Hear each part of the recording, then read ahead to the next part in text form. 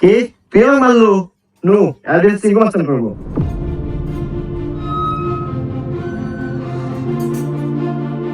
Singo master, ও আমাকে একটা থাপ্পড় মারছে, আর বিচার দেন। এই, আমি সিংকুম হাসান। এই এলাকার যত সমস্যা সঠিক সমাধান আমি নিজে দেই। নয় আমার একটা থাপড় খাবো, আর নয় এক থাপড়ের মধ্যে 10টা করে দেবো। সিংকুম হাসান, আমার কাছে তো কোনো এখন টাকা পয়সা নাই, একটা থাপ্পড়ই দেন। এই, মার একটা থাপড়।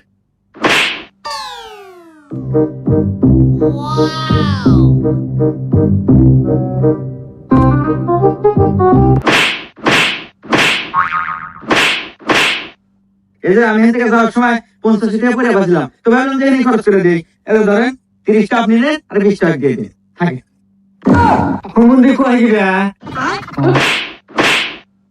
বিশ্বাস নেই, আমার লাগবে না।